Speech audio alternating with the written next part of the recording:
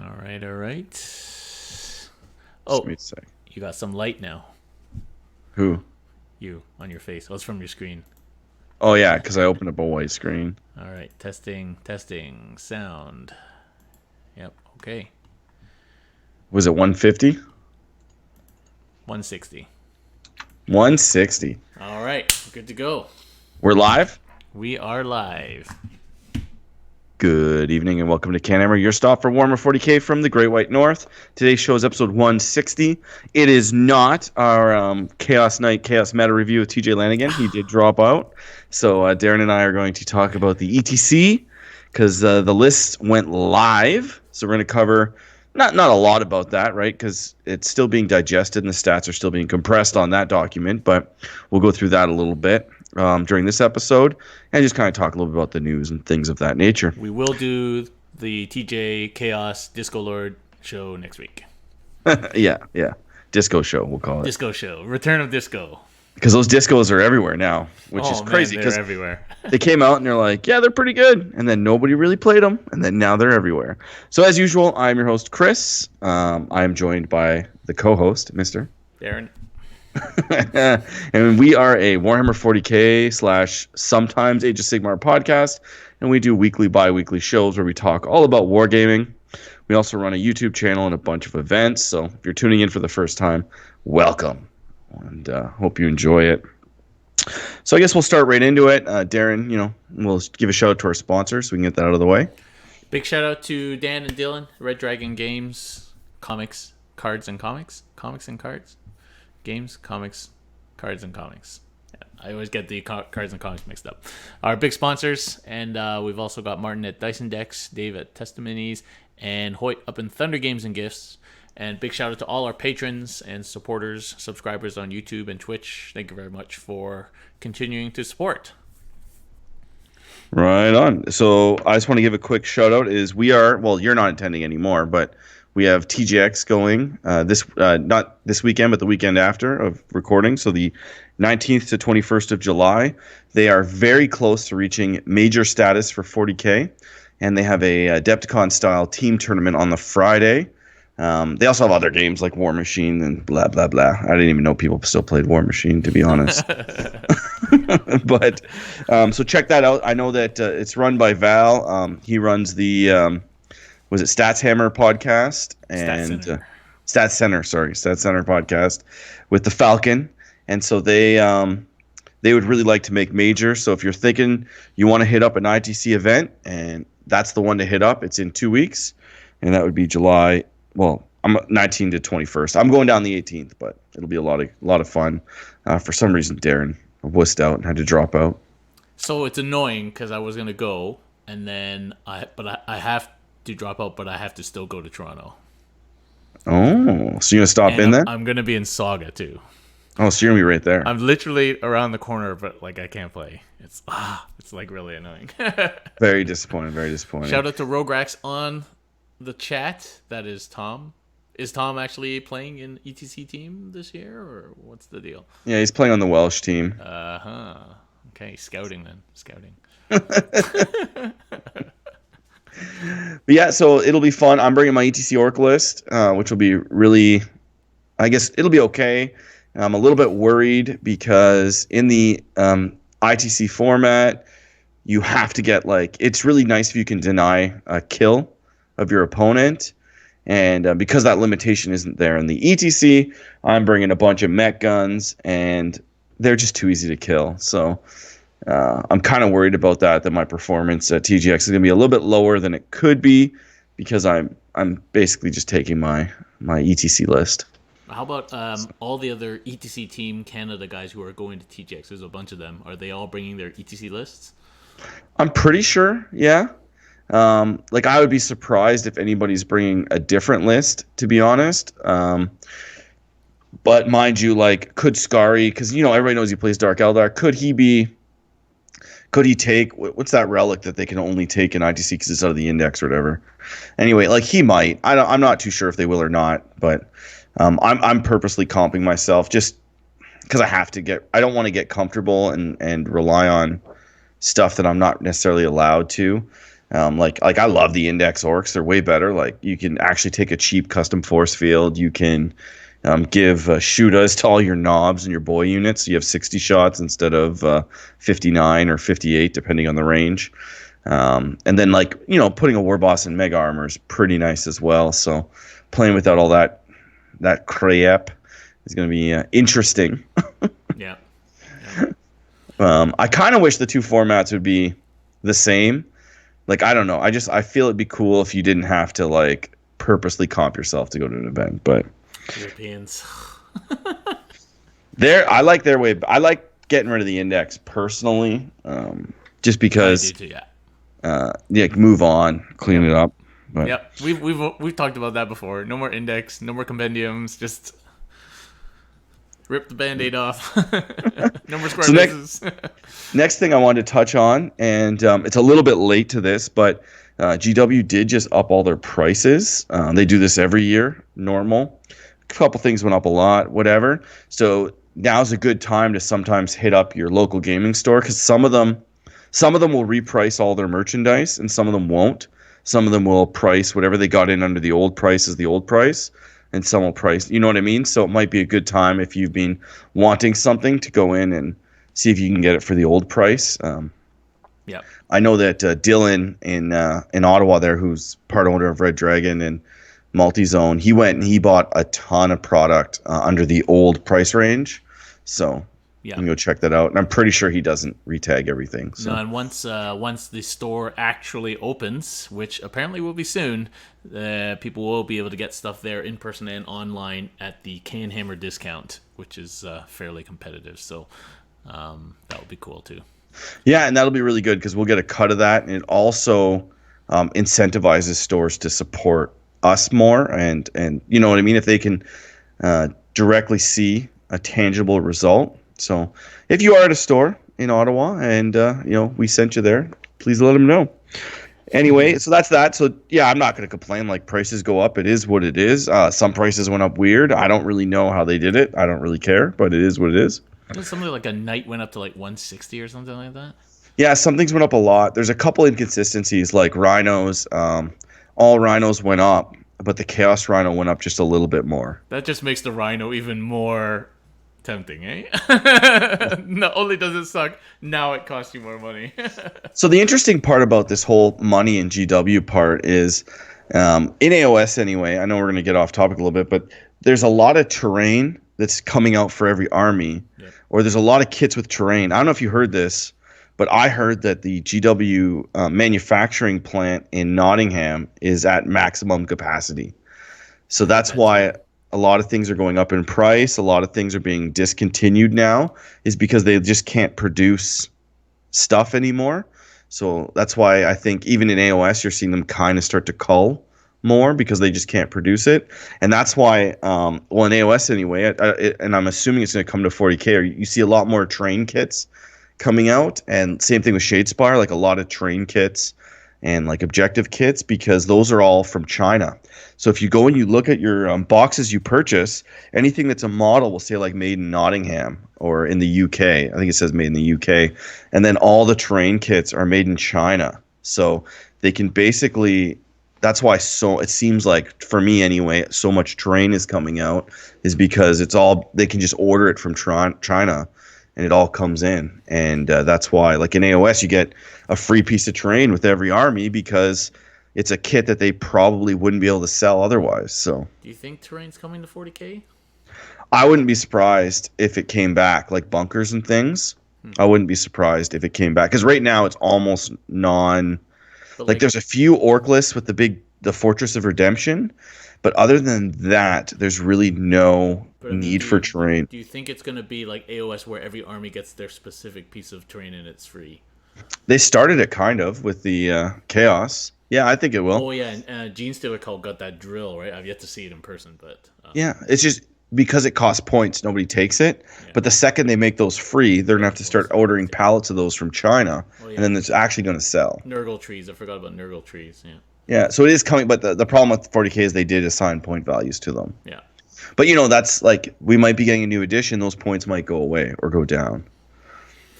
So I thought that was an interesting kind of when I read about that, I thought that was just kind of an interesting thing, right? That they can't really produce miniatures in China, but because I think the Chinese rip them off and make counterfeits, but they can do terrain kits.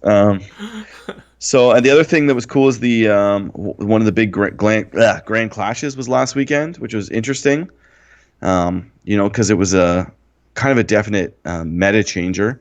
A lot of the same war bands were in the top. You had Malogs and things like that. But did you check any of that Grand Clash out?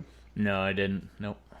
No I've cares. No kind of fucks? I lost track of Night Vault a little bit because just can't keep up, not enough time, and yeah, so I haven't been following the meta. And a lot of the podcasts I used to listen to keep up with the meta, they kind of disappeared. Yeah. So it's hard to keep up if you don't play and you don't listen to things. So yeah. Yeah. It was just I thought you'd be right on that. So moving along, Chaos Knights dropped, but we'll cover that next week with TJ. So that's not going to And be an ETC, right? so that's one interesting thing is, yeah, it did not make ETC. There was a slight push on the Captain's Council to extend the ETC deadline to fit in the Chaos Knight book, but nobody wanted that because, quite frankly, it just adds too much stress to the event when you have to add in a new book. And then people are like trying things out last minute. And it kind of happened last year when the Imperial Knight Codex came out in June-ish, end of June, and it was allowed in. Basically, it was crazy because there was Chaos Knights, there's Imperial Knights, and some teams said like, I don't like. Well, we were like, yeah, we don't really know if these are good. And Tom played Imperial Knights, but he went the combat way instead of the shooting way. So I'm glad they're out because it means we don't have to really. Yeah, worry about it. Put them in. They do sound like they're going to be bent. I've heard mixed things. I've heard some people say like, "Oh, it's bent," but then I hear that it's just certain abilities because most of the abilities have been leaked anyway, and I've seen it anyway. But most of the abilities seem really good, but then when you play them out, they're. I think there's a few good things in there, but more importantly, it just gives Chaos Knights. Well, they had Knights. I know, but it just gives them Knights like with better real stuff. Knights. Right. And Knights with rules, and they're more chaos instead of just being like, oh, just take 2 Gattlers on a Night Hall. Plague Bearers and Ahriman and Demon Princes and Disco Lords, 3 Gallants, 3 Disco Lords. I mean, it gives chaos that much more. Yeah. I guess, yeah, and which is good. I'm assuming that Plague Bearers are going to get nerfed anyway, so I'm not really going to worry about them. I don't know. You think Plague Bearers get nerfed? Oh yeah, they survived like so many nerfs. They're just too survivable. Maybe not. Like there's some ETC lists that are like 140 or something, which is pretty crazy. Yeah, I saw that. I saw that. Yeah. So you want to talk about Shadespire for kids? Oh yeah. So I guess it just came out today. It's nothing more than like a piece of art that was leaked of a orc. And it's kind of cartoony. It almost kind of looks like, the guy who does all the artwork for like Frontline. That kind of like cartoonish kind of look. It kind of looks like that. So it's less gritty. And so apparently they're releasing like Night Vault or Underworlds for kids, aimed for under 10. And it's going to be like set decks as opposed to like you make your deck, and obviously it's going to be much simplified, just an excuse to roll dice. Don't know anything about the models or anything, but that's an interesting concept. I wonder how old you have to be to actually start to play it. I know like Phil's kid, Quentin, he likes to already play with Seraphon, and they've rolled some dice and stuff like that. So, and he's only like 4, so so you could probably set up a pretty simple kids type board game for 4 or 5 years old. Get them started early. Yeah, like my kid builds Lego kits on his own at 5, so like big ones too. So yeah, I'm sure he could build a model. Yeah. So yeah, that's gonna be cool. They said it's quite a long way off, so who knows when that's gonna come out. Yeah. So let's just move right along then. So I'm just going to do a brief intro just because some people may be under a rock or new listeners. So what is the ETC? The ETC is basically an event that is usually run in Europe. It's only been run in Europe, and but it could be theoretically run anywhere in the world if it somehow got voted in. And it's basically a team tournament where each country gets one team. The team is 8 players and 1 non-playing coach. These teams then match up. They still play singles games against each other, but they try to match up. Because you're only allowed 1 of each faction, you can't duplicate. Then, you only have 1 orc player and you only have 1 Tau player, so you try to get maybe your Tau player to play something that they want to play. So it's kind of an interesting format. It's a little bit challenging because you have to get 8 or 9 people from Canada over to Europe. How they select the country is every year they do a vote, and as a representative of the country, that those people get to vote for which country it goes into. So I get to vote actually for Canada, where we want it. This year was voted to be in Novi Sad, Serbia, which will be pretty cool because the prices there are very low. So it's supposed to be a really cheap trip. That's why a lot of ETCs are in Eastern European countries just because they're cheaper. Yeah, and I'm not sure. Like they did run it once in Switzerland, and next year's in Luxembourg, so that'll be probably way more expensive. But you might see a lot of people in Airbnbs with like 8 dudes to a room or something to save money. I don't know how expensive. So it's kind of like the 40. Well, it's not just 40K, but with what we're talking, it's kind of like the Olympics. In a lot of ways, it's very similar, teams, right? And it's not just Europe, like Canada, U.S., Australia. Yeah, well, it's not. It's called the ETC, but it is essentially the Warhammer Worlds. It just isn't called the Worlds because it started off as just a European thing. Then they did expand to the entire world.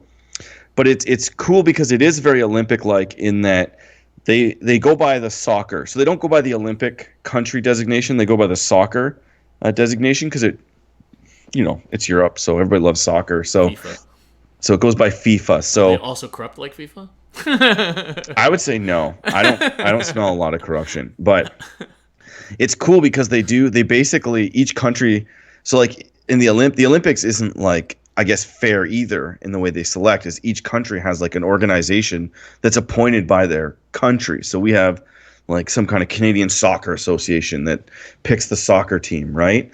And they basically get to say whatever they want. And sometimes these are government and sometimes they are not, or they are partial government, or they're influenced by that. So, and it runs off the same thing as they basically say like, whoever was the first from your country to sign up, they're the rep. They created some kind of selection mechanism for your country.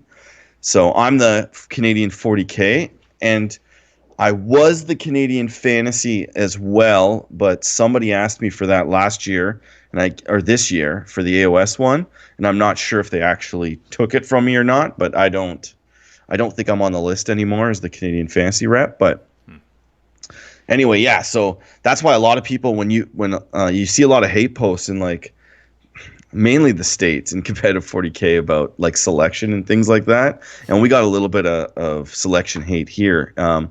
But it's up to the country to sort their own shit out. So you can petition the ETC all you want and complain, but it comes down to how your country does it. And if you don't like the way your country does it, then you have to, get involved in your local kind of organization. You can't really change that. There was an issue with Greece where they wanted one of the Greek teams. I don't know the details, but something like there was like a fight on which Greek team could go. And it basically defaulted to whoever was on the list and was the previous kind of representative for Greece. And then I believe he said he wasn't bringing a team. So then the other Greek team got to come because he didn't. And then one of the other interesting facts about ETC is that you have 2 years before you lose voting status. So if Canada didn't go this year, let's say, we would still get to vote for stuff next year. But if we didn't go 2 years in a row, we would lose our voting status as a country, which is kind of interesting. So it definitely rewards people that go.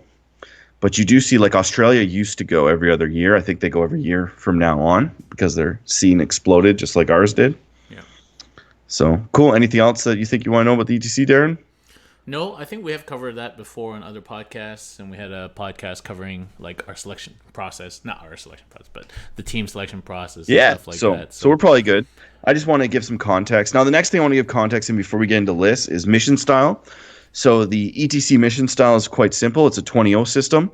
And it's a differential. So if Darren scores 50 points and I score 30 points, he wins by 20. Um, and then you basically just divide that number by 2, and then you subtract or add it to 10.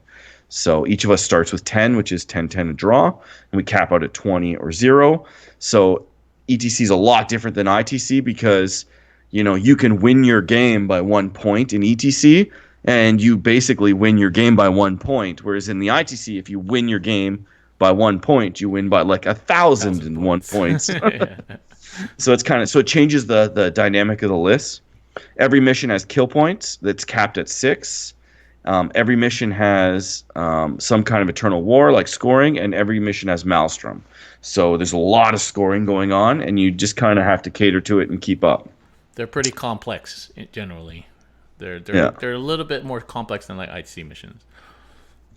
I don't know if complex is the right word, because if you play, like, let's say you just played rulebooks missions, you would be able to like go into the ETC and be like, oh, okay, I understand like how to play every aspect of it. It's just I think the complexity comes to just combining all three, Yeah, and I then think that's like what the I mean with, meta like, and list there's design. a lot of things to keep track of in every turn. Yes. And whereas in ITC you just have to stand somewhere, kill something, and then think about your secondaries. So Yeah. it's just and then you have kill points, and then you have to worry about you only score 3 cards. So if you have 6 cards, which one are you going to score? And so there's a lot to think about in ETC. I find a more thought intensive. Whereas in ITC, most of the missions are kind of the same. It's just different number of objectives. The bonuses don't matter most of the time, and you generally pick similar kinds of secondaries. So almost every game is kind of a little bit similar. But ETC can be really different. Like even all the missions are really different. Yeah, and ETC kind of rewards more extreme builds. like you see a lot of hordes. So this year at the because of ETC, cards. was interesting is that they normally do grudge matches, and then they do like a live draw, so country, and they draw which countries play which. Same thing they do at like FIFA and things like that. But this year there was 9 grudges. Yeah, tell us about this turkey grudge. Is there history behind that, or like who did I don't- it? So I don't have the the deal? details. So yeah, so there was 9 grudges, which is almost 50, or I think it's just under 50% of the teams got grudged. So the funny part about that is, before I get into the turkey thing, is a lot of the teams that grudge or accept grudges are perceived, not all of them, because the USA got grudged and they're perceived as a really hard team. But a lot of the other teams are perceived, like a lot of the softer teams tend to grudge other softer teams. So if you look at so the 9 teams that got grudged, 50% of the field, there's maybe like 1 or 2 like really serious teams that are in there. And then all the really hard, like super competitive countries are all playing each other round 1 because of this. Because it's almost like the bottom half of the teams minus the USA. And like for us, for example, we got grudged, and we think that we stand a chance. Like we really put a lot of work in this year, and we're going for realsies. But so Turkey grudged us. We've played them before, maybe 2 years ago. Their captain, Isaac, is the 40K chairman. So he's actually the guy that organizes all the 40K stuff. He represents the 40K on the Orga council. He does all that neat stuff. He's a very nice guy. I actually played him when we played him, our country on theirs, 2 or 3 years ago. So we had a really great game.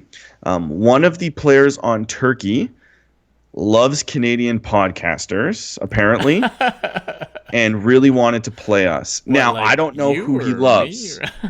So, does he love me? Does he love Dustin? Does he love Scary? Does he love Tim? I don't know which one. Is there anybody else that has a podcast on our team? I don't think so. Maybe TJ, but TJ, because he's on a few. I don't know if he has.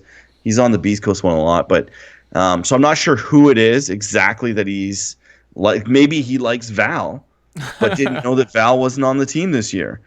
Who really knows? Okay. So anyway, so they really wanted to play us, which is really cool. So they offered us a grudge.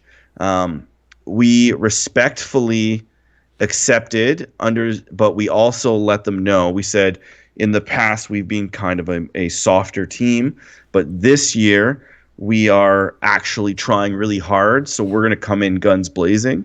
That My take that for what prediction it was. I didn't at want to the be, end.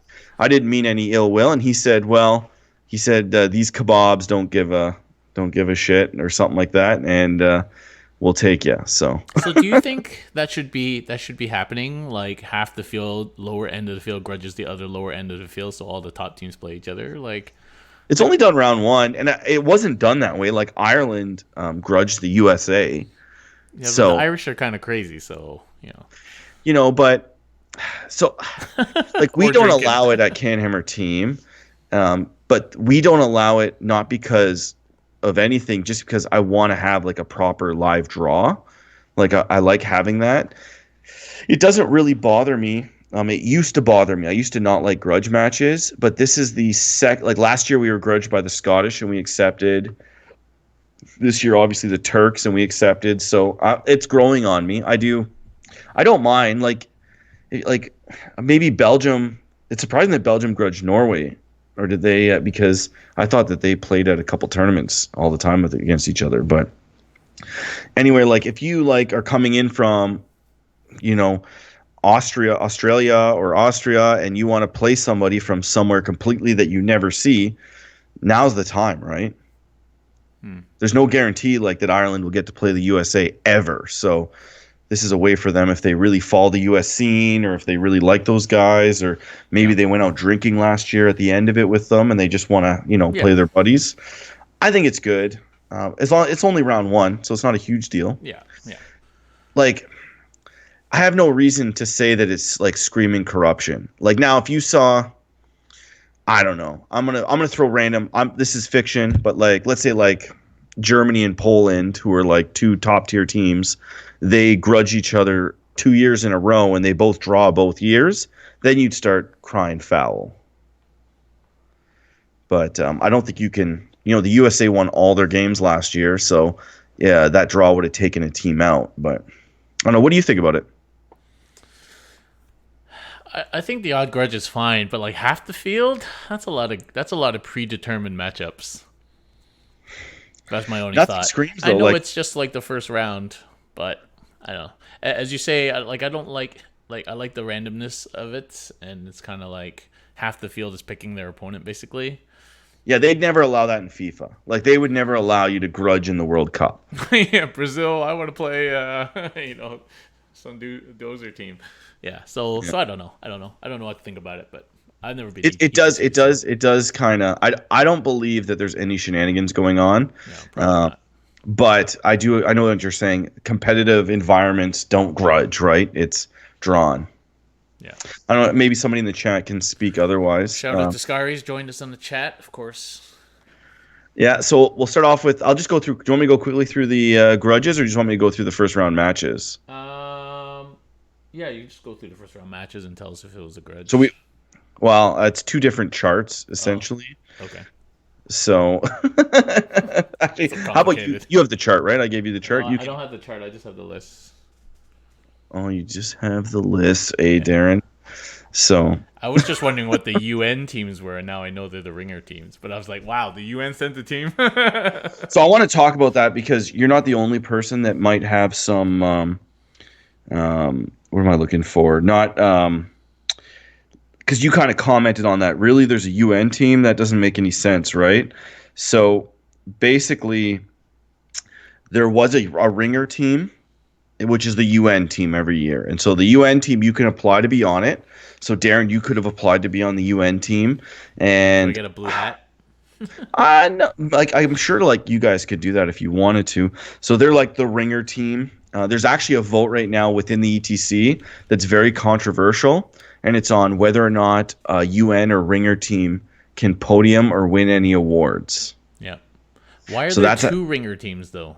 so that's the other issue. So there was one ringer team made, and of course this is Europe, and I believe there's an American on the ringer team, and people from all over the world.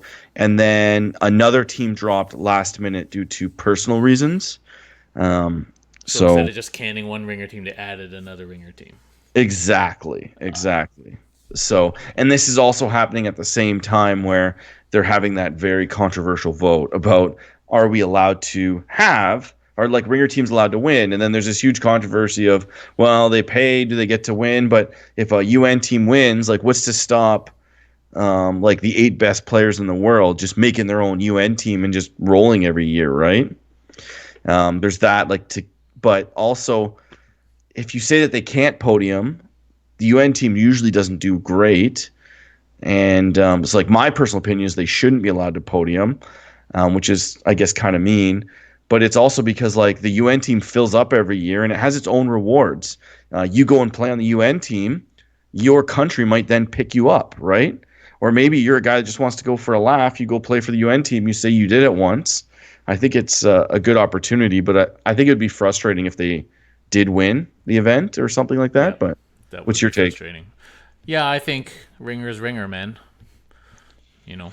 Yeah, generally here in Canada, the ringer gets like free entry and free food. I didn't dig into that. Does the ETC ringer team get free entry and free food for lunch?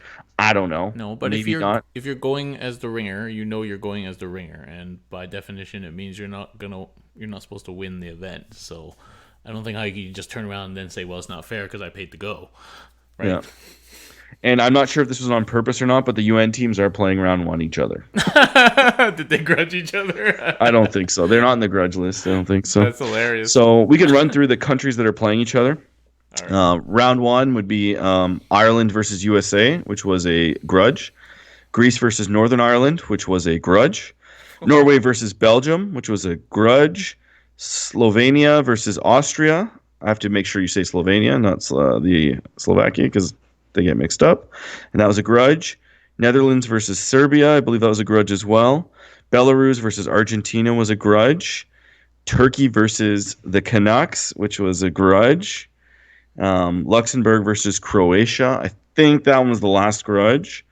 Then we have Sweden versus Switzerland, which is kind of neat. Italy versus Australia. So we actually played Italy last year. Really solid round. They barely beat us. It was a really fun game. Then they get to play Australia. Romania versus Germany. So Germany's known as a beat stick team. Like they're really good. And Romania, they're running with the triple Bogdans. So they have 3 guys named Bogdan on their team. Triple Bogdan. So like triple crest. Yeah. How's Which is Bogdan? pretty funny. Russia plays Wales, which is Tom's team. I believe he's on Wales. Yeah. UN 1 versus UN 2. Spain is versus Poland. Poland beat the crap out of us last year. France versus Ukraine. England, Nick Notavati's team versus Finland. And Denmark versus Scotland. So Nick's playing for England, eh? that's funny. So any matches that you think are kind of hilarious there? Or? I don't know. I don't know enough about these countries to really say. Yeah, we'll definitely talk about our first matchup. Yeah, we can. Like, as far as like countries that I favor, like the countries historically that do really, really well is like England, Germany, Poland, France, Denmark. Italy is usually pretty good, but I think they're like up and down because I think Italy you have to like win a tournament or something like that to make the team, so it can kind of be all over the place. So I think obviously US is probably going to be up there. I think we're going to do pretty well this year. I predict top 10. And I think the sleeper is actually Sweden. The Swedish 40K scene has exploded. And they've always been well. They've always been like a good team. Even in fantasy, they were always a big team. Like the first ETC I ever went to, the Swedes had like 2 teams. Like only one played, and then they had a whole other team of guys that was like their B team that would go and play as ringers on any other team they could get on. So there's a lot of countries, like France gives a lot of ringers to other countries. Like you notice a lot of French players. They play on a lot of different teams. So and France has a lot of really good players. So it's pretty cool. But it'll be interesting. Like I don't know who's gonna win what. Optimistically, I think Turkey for us, I'm confident, but I'm also trying. I'm not cocky. Like, they could definitely outmatch us and beat us, but I'm really confident in that matchup. because they're we're both kind of known from the past as being softer teams, and then this year we've really stepped it up. So ignore my typing there. Do you want to talk about what armies we're bringing? Sure. So the list document, I've shared it on Twitter 1,000 times. It's being shared on our ETC page, so you should be able to find it.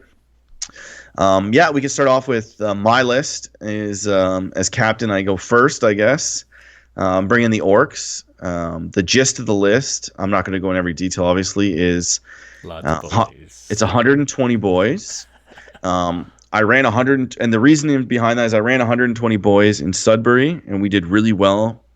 And then I dropped down to 90, 30, and mega, and I went down in model count, and I actually my performance went from maybe like 5-1 or 6-6 or 5 out of 5, all the way down to more of a like 4-1. Like I was losing more games, or 3-2 with less boys.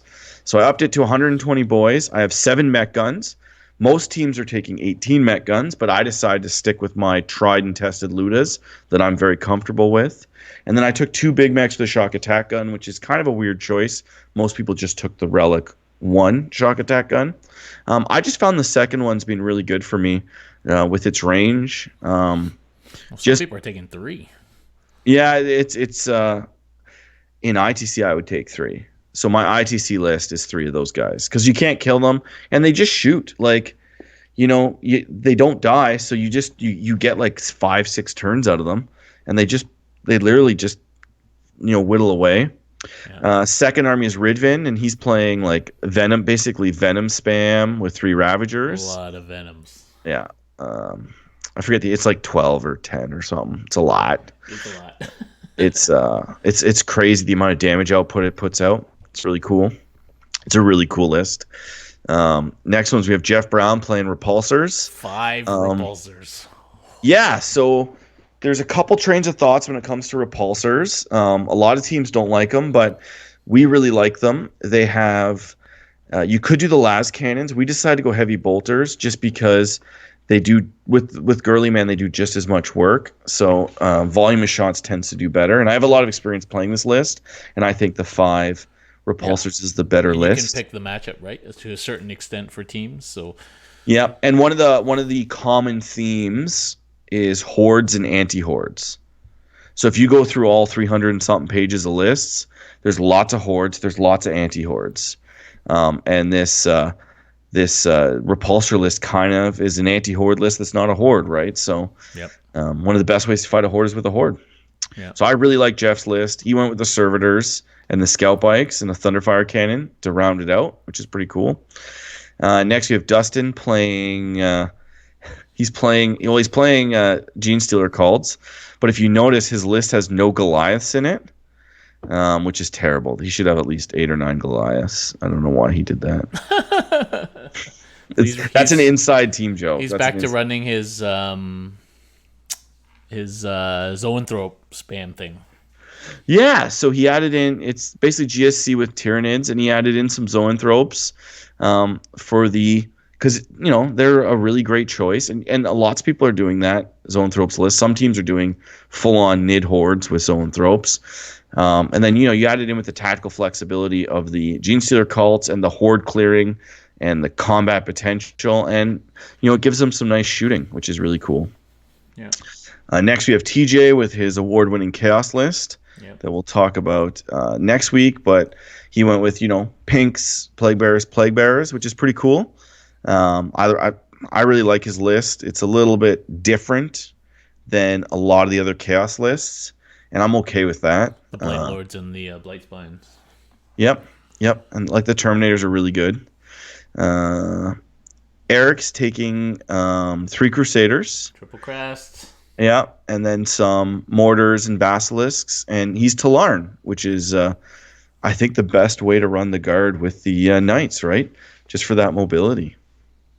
Yeah, why 2 Bazzies instead of like Wyverns? I guess she's just aiming at different things. Well, so what do Wyverns kill, Aaron? Yeah, they kill little things. Yep. And so what does Gatling cannons kill? and missiles, and knights kill in combat. They kill little things, right? Yeah. And so do mortars kill little things. Just So more the balance. basilisk kills the big things. Yeah. So it just adds like now you have Well, Crusaders five kill battle big things units. too. Yes and no, right? Yes and no. They just help in a lot of matchups, and they have the range. Then we have Conrad playing Tau. He's doing the Triple Riptide. basically, triple riptide, broadsides, lots of drones. By lots, I mean he has like 30, not just under 30. Obnoxious number of drones. It's not obnoxious. Like, truly, if I was playing Tau, I would have the maximum number of shield drones you could have personally as well. And he's pretty damn close to that. So then we have Tim, who's going to be playing Eldar. He's got a really So cool list, Tim. I really like Tim's list because a lot of teams, you'll see a lot of lists, they took Eldar flyers and Dark Eldar flyers and they made one list. Whereas we had a good enough Eldar player to play on his own and a good enough Dark Eldar player to play on his own. So that allowed us to kind of get creative. And, it's not 6 planes, but he has 3. His list is nasty. And then he has 3 Night Spinners, 3 Fire Prisms. So the Fire Prisms do a ton of damage. The Night Spinners don't need line of sight. It's all super survivable. It's all like -1 to hit at Wave range. Serpents. Yeah. It's a nasty list. I think it's pretty scary. He podiumed at a couple tournaments, I think, with it. Like Beef and Wing, what was he, like, 3rd? Yeah, no, he's been Something doing well very with it. close. So it's a really nice way. It's probably one of the better ways, in my opinion, to run Eldar post nerf, like the recent nerf to Yunari. So non-Yunari Eldar, which is cool. So, and you factor in that with the Venom spams. I feel like those two are better lists on their own than maybe just combining it and taking like 6 or 8 flyers. I find 6 or 8 flyers obnoxious. Yeah. I play orcs, so they don't scare me that much. And with the amount of hordes out there, I think I don't know, I might be wrong, but I think a lot of those flyer lists, like with the 8 or 9, are going to regret it when they go and they play something like 180 friggin' Plague Bearers. So the question on the field is, what do you think of the 300 Grot list? Yeah, there's a few of them. It's the US is running one, but it's not quite 300. It's down in the 260s, 70s. Oh.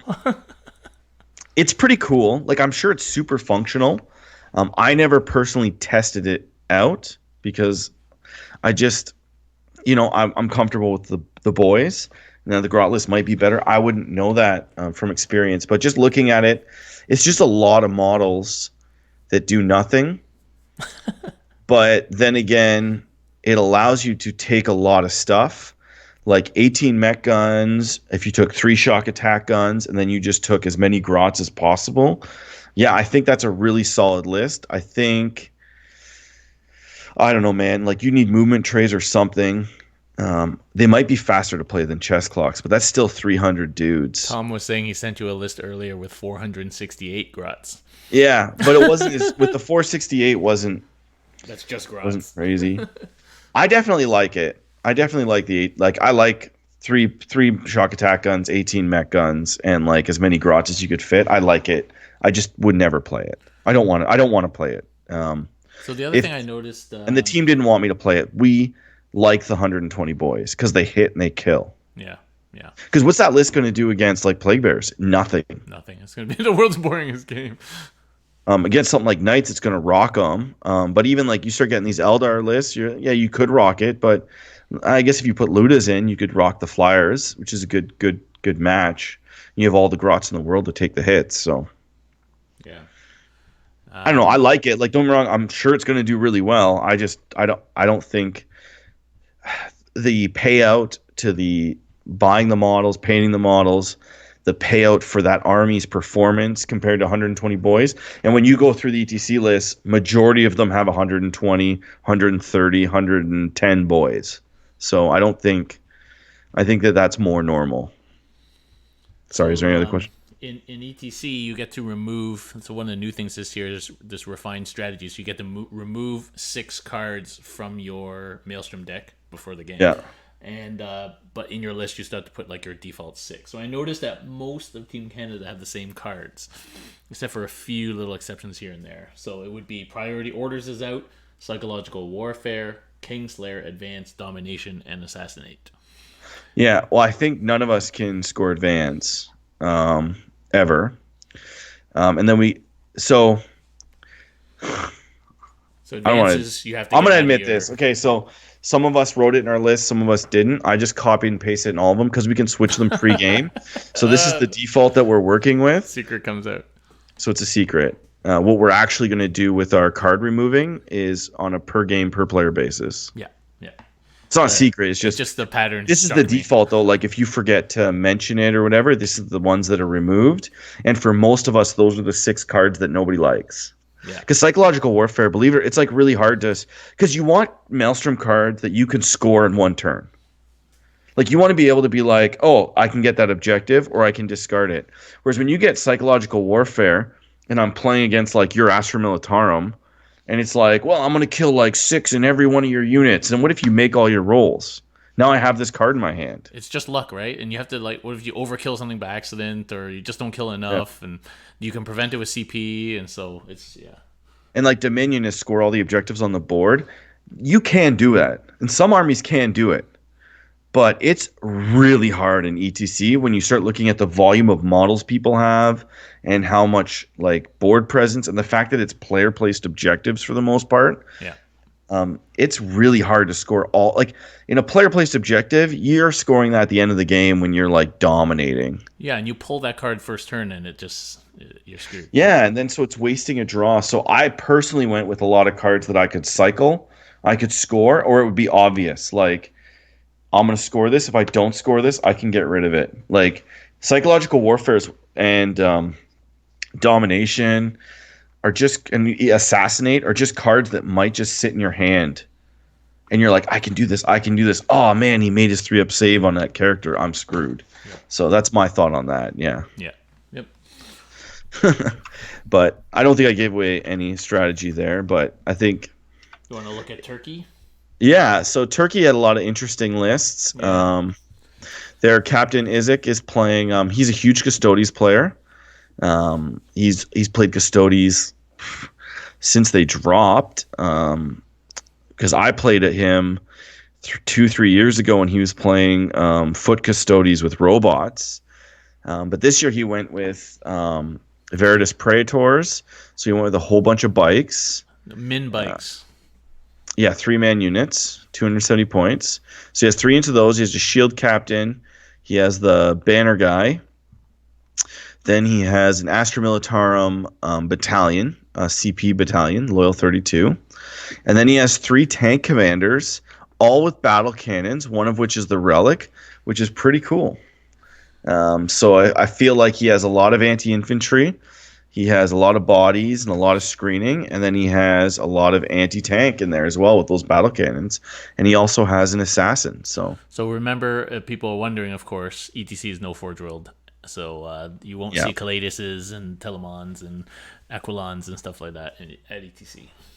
Yeah, that's the other thing. For some reason. It kind of sucks, too, when you're an ETC player because you have to...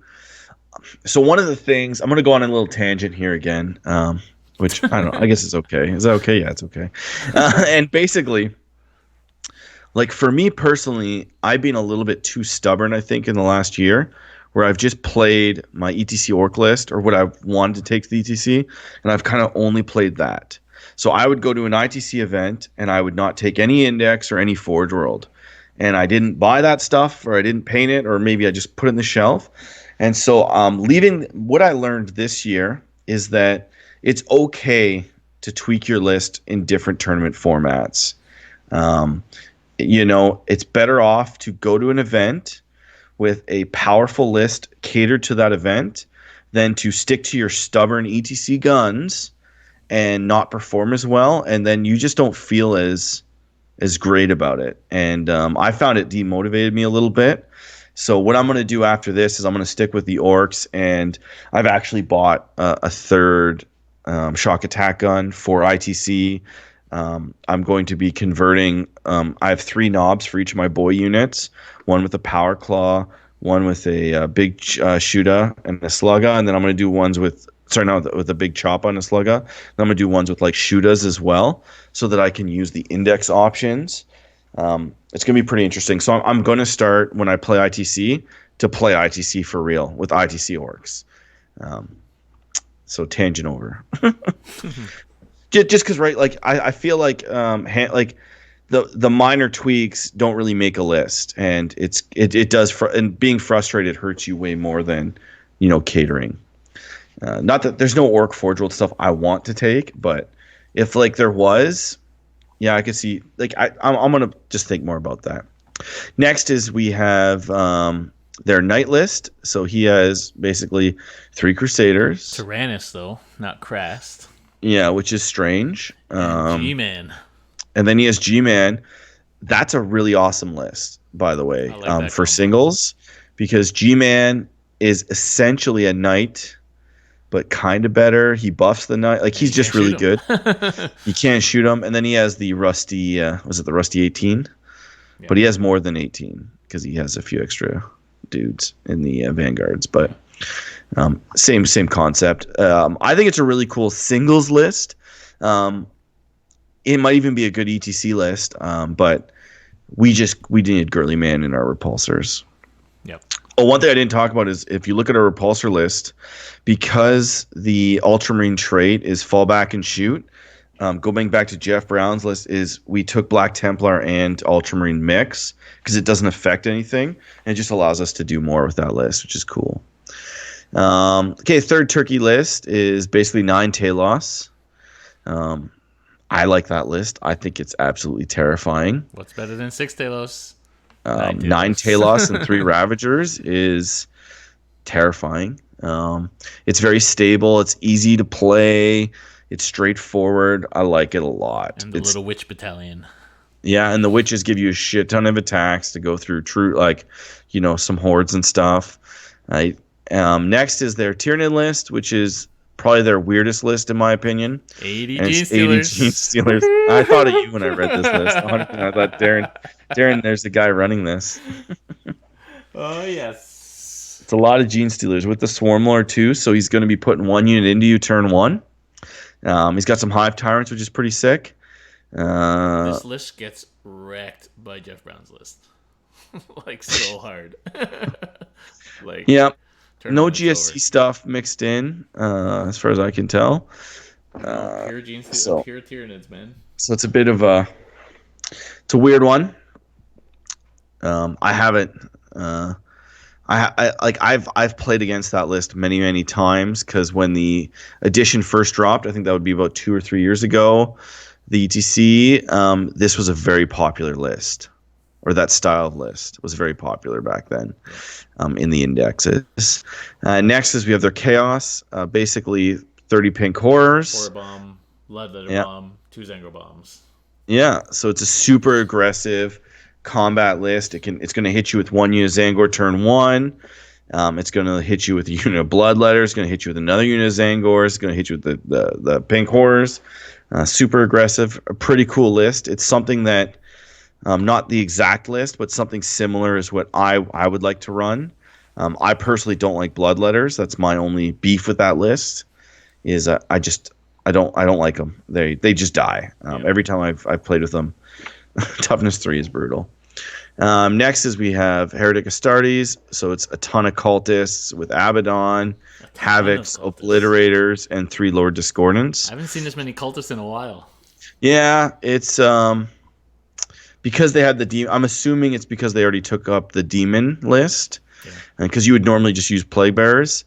I think, I don't know, like it's got some shooting. 3 Lord Discordants, if they get there with Abaddon to back them up. But they're Red Corsairs, which is kind of interesting. 2 Obliterators for 230 points. Yeah, they're very expensive. 1 Lord Discordant for 160. I think almost if you're committing to 2 Obliterators, you might as well go like 3 and just boom, shoot twice. Yeah. Then they have a Tau player, Shadow Sun, standard. 3 Riptides. It's basically very similar to our Tau list, except with like way less drones and way more other stuff. Because he only has 17 drones, right? Oh, go back to Conrad's list for a minute. He's running like that dude from like the From the Blackstone Fortress. Blackstone. Yeah, but Yeah. like, what does that guy do for you? So off the top of my head, he has like an attack that does mortal wounds, and that's about it. And he's really cheap. And that's allowed for ETC, I guess. Yeah. Yeah. So we can look him up real quickly if you want me to. Yeah, it doesn't matter. But yeah, he's not like super amazing, but for his points, he's super amazing, and he's cheap. Yeah. So where was I? I was at Turkey's Tau, Yeah. and then they have their last army is their Eldar player, and he has 4 Wave Serpents and a Hemlock Wraithfire and 3 Crimson Hunters. Yeah.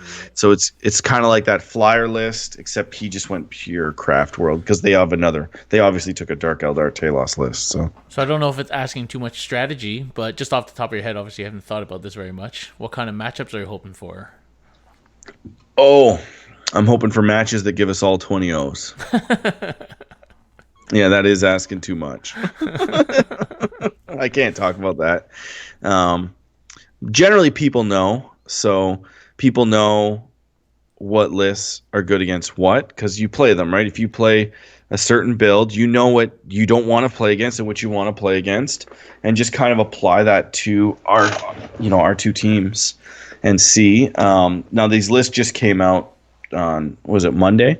So I had them Monday night. I think they came out late Monday or Tuesday morning to the public. So and today's Wednesday, so it's only been a day. But yeah, we've done our matches, and I can't talk about that. So at there all. was a discussion on a podcast I was listening to. I can't remember what. It was an argument about the fact that ETC is more skew and promotes skew lists, especially team format. And so, would you and What was the they were argument? arguing? What was the They were argument? arguing about what exactly that meant to be skewed. But so do you think your Team Canada's lists are more kind of extreme, like skewing to do one thing really well and suck at everything else, or do you think they're quite balanced? Or what was your So intention when you made them? so I think what he's so this is the issue. When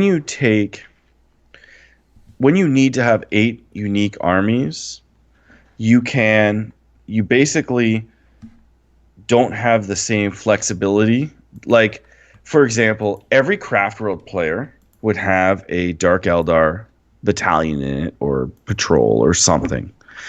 You can't do that in ETC necessarily. Some teams did, some teams didn't.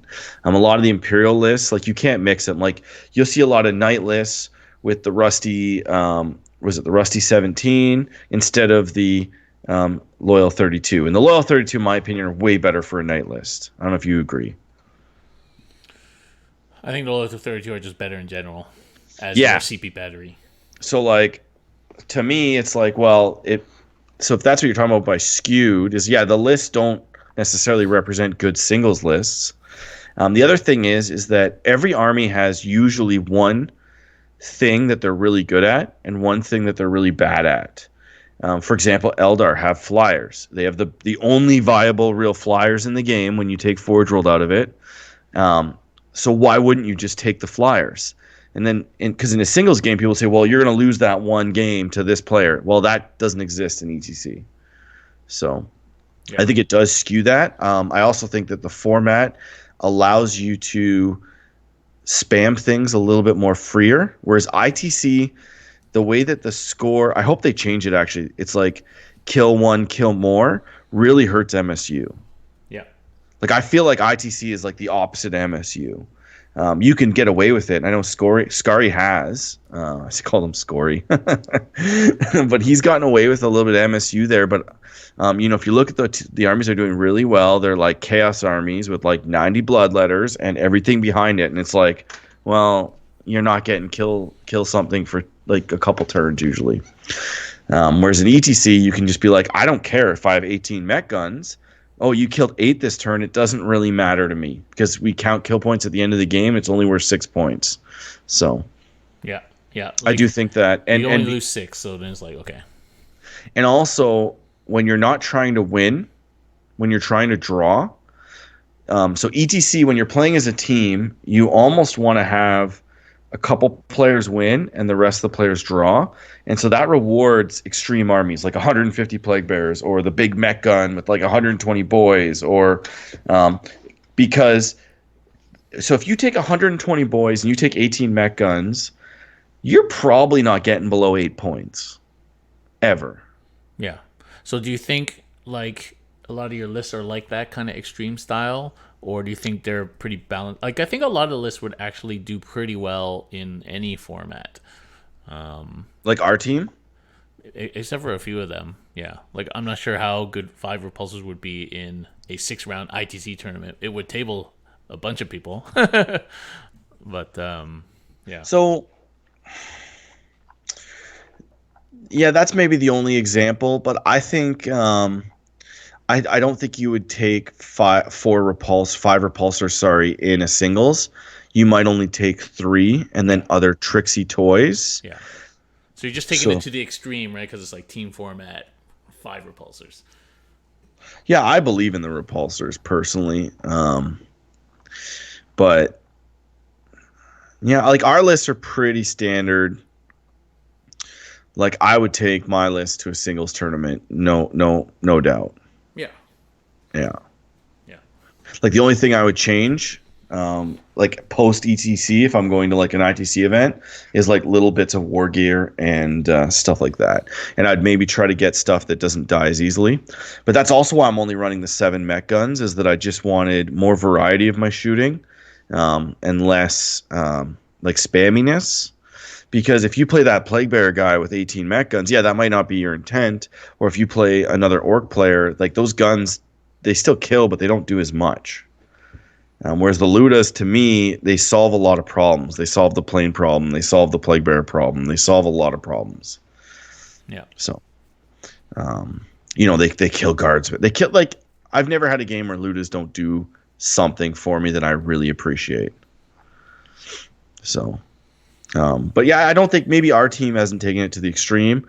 You will get like one of the I guess the things that it pisses a lot of people off is like the lists that are like, well, one player has 300 grots and 18 mech guns. One player has 8 planes. One player has 150 plague bearers. One player has like Gene Stealer Cult, but it's all friggin' it's like 200 models. Like those start getting redundant. But I don't know. I think just team play in general rewards that style, and the missions reward it. Whereas if you did like ITC missions and you did an 8-player team, I don't think you would get some of those crazy lists like that because they just wouldn't be as effective. You'd get different crazy lists. You'd get more Death Starry, more hordes. There's also teams that are going counter meta and pro meta teams, and you can kind of spot them. Like there's a lot of teams that'll take like some extreme builds that are just super anti-infantry. Because they're expecting a lot of infantry, and then there's teams that just take a ton of horde lists because they're like, well, horde lists are stable. So Yeah. I don't know. I hope does that kind of answer your question? Yeah. For sure. For sure. Yeah, but ours are yeah, we every one of us has maybe more tools than some of the other countries, and we did that on purpose because we're trying to be comfortable with our lists as well. And some of those extreme lists can get you in trouble because you're not necessarily comfortable with it because, you're playing with something and then a month before the ETC, you're saying like, okay, go to 300 grots. That's a big shift. Well, basically, the whole team, other than maybe Conrad playing Tau, these are the lists that people have been playing the whole year. Yes. Basically. Yes. Yeah, Conrad is the In only Skyrim's one. case, his whole life. So, Well, that's the thing, and I've been playing Orcs since November. I've been playing. I played one tournament with no boys. Every other tournament, I've had 90 boys minimum, and then the tournaments that I did way better at, I had 120. So I kind of had like a renaissance where I went back to my roots and I just took the 120.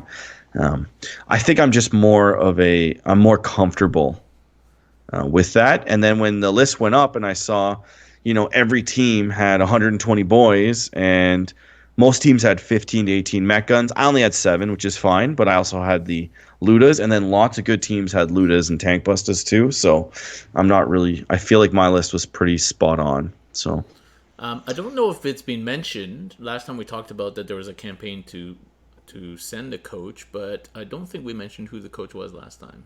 oh, it's Devin Swan. Devin. Yeah, and so um, this is going to be a bit weird to say and controversial maybe. So Devin did make the team. And then so Devin's a Tal player. Historically, he made the team, and then he had to drop the team for whatever reasons. And then when we needed a coach, he was able to swing it again. So Devin is our coach. We did fundraise for him, so he is getting a subsidized trip out of it, but he is coaching and not playing. So that's happening. Yeah, that's cool. Like I gotta say, I think our team is well tooled this year. Good lists and lots of people playing lists that they've played for a long time. So I'm going on record top 10 for Team Canada this year. Yeah, I would like to podium. I think we've done more effort than years past. Maybe not more effort. I feel like I've worked about the same, if not a little bit less. Personally, I've probably done a little bit less work this year, in the sense that the players this year were trusted to do more of their own stuff because we're not like Tim. Just he's been playing Eldar, like, so Tim didn't need any coaching to write an Eldar list, or like he had it, it's ready to go. Scary has his dark, like we are all ready to go. And like even doing our list document this year, which is usually like a disaster, and like I purposely book off the day.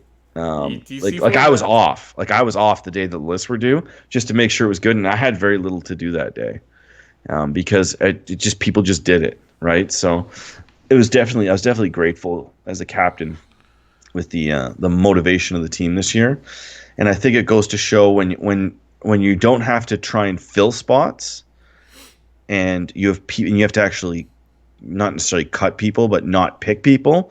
So when you don't have to pick people, or you don't like, you have a different atmosphere than when you're like begging people to be on the team. So it's definitely really good. Now, the only thing that I would like more of is more ETC experience on the squad, because the ETC Like can be a playing very ETC games or actually being at the ETC. so the ETC is very humbling. It's very humbling because usually you can go to a tournament and you can mess up a little bit in your local area, and you can lose like one game and win your rest and be fine.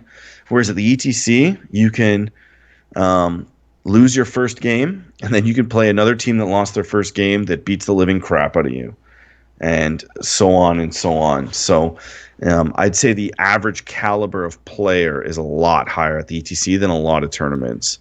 Especially in Canada, you go to a tournament, there's maybe 20 people trying for that top spot, like seriously contenders, out of maybe 100, or it's maybe 20% or 30%. Some exceptions might be LVO. It might be like 40 or 50% of them are like serious contenders. But the ETC, at least half the teams are super serious. And even the half the teams that aren't probably have 50% of their players that are super serious. So that's like a constant plague with ETC teams, is even the bottom teams probably have 3 to 5 really good players on it. They just can't fill that last amount. And having 2 or 3 players that are maybe below caliber at the ETC is enough to really knock you down. Like a 0 hurts a lot. So Yeah. So we got a question from Kusei Rock, which is a question that I had also. So is the coverage. So coverage of ETC in general and Team Canada coverage. So I know that Jeff Brown, and it's confirmed after we spoke earlier today, Chris, Jeff Brown is going to bring his camera that I gave. Well, I think we lost Chris. Did we lose Chris? We lost Chris. Anyway, so Jeff Brown is going to be bringing his